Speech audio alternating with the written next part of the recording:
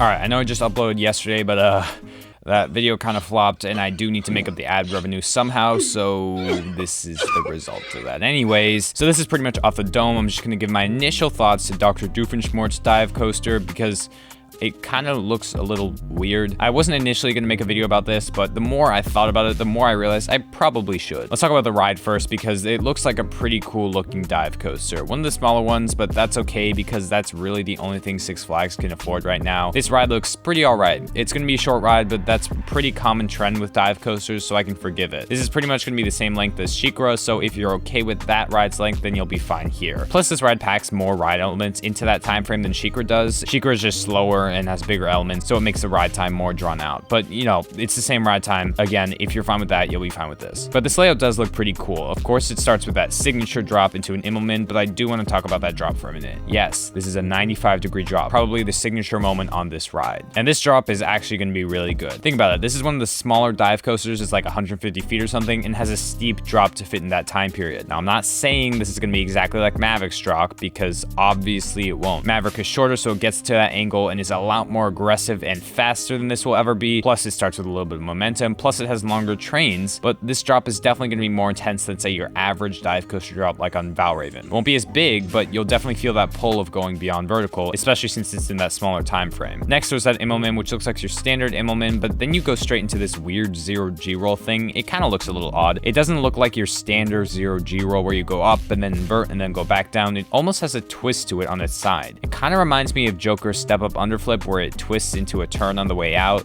I don't know. I kind of like it. Then there's this mid-course, and people are complaining about this slowing you down, but guys, it's a dive coaster. You really don't want to be flying through this thing and go through that sharp angle like at full speed. It just would not be fun. I know it sounds like a great airtime moment, but trust me, guys, going into these vest restraints at that speed, at that like weird of an angle, no, that doesn't sound fun. That sounds painful and just a waste of a drop. Then you go into a helix and an airtime hill and then another helix and then you're done. I think the airtime hill will be pretty fun like Valravn's, but other than that, there's not really a whole lot going on after the second drop. So what do I think of this edition? I think it's a home run. Fiesta is kind of full of like these let's kill you type rides, and this gives people a big full-scale ride that isn't trying to be super intense, more just fun. People are saying how they should have gotten an Axis, but I honestly don't think an Axis would fit this park at all. Sure, it's a testing ground and whatever, but it's also the testing ground for a different 4D coaster, and just adding a bigger and better version of that would kind of prove this to be obsolete. Plus, this would give you another super intense ride. Not intense with like positive G's, but more like intense in the same way that X2 is intense,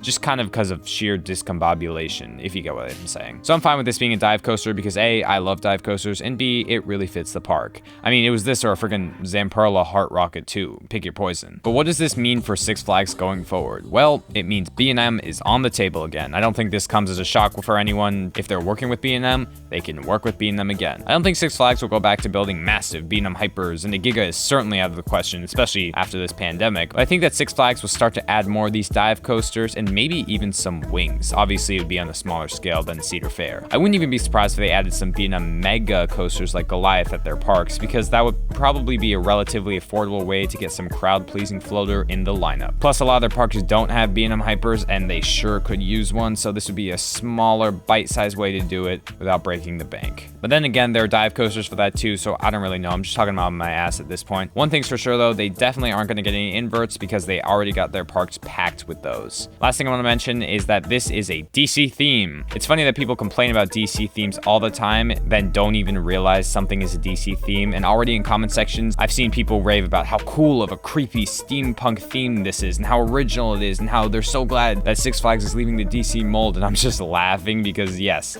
this is a DC theme. I mean, like, look at the POV, the official POV. It says, Batman and all related characters and elements are DC comic trademark. And then if you did a simple Google search, you would see how Dr. Diabolical is a comic book character.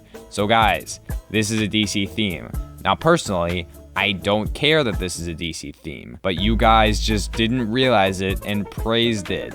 It's kind of funny. I get when things are named like exactly the same thing, but A, SeaWorld does that too with their Mantas and Journey to Atlantises, and B, There are rides out there that like have exact copies of each other, so like there's no reason to get them mixed up. Like the Mr. Freeze clones. If you get the Mr. Freeze clones mixed up, like it doesn't matter because they're exact clones. People just complain about it being called Mr. Freeze because it's Mr. Freeze, a DC character. It's just hating on DC character themes to hate on DC themes. So yeah, this is a DC theme, and you can't take back all your praise that you gave it. Also, last thing for real this time, a lot of people are saying they should have done it off the quarry wall like the first drop, but like, come on, you really think they didn't think of that? Like, it doesn't take a marketing genius to make a ride called Cliffhanger actually go off a cliff. There's probably just some issue with B&M building it or something off the cliff, or maybe just be too expensive. I don't know. But there's just no way that this didn't cross their mind at all. And they've done it before, so it's not like they're unwilling to do it. It just probably wasn't worth the price or something. And it doesn't really matter. You're getting a dive coaster.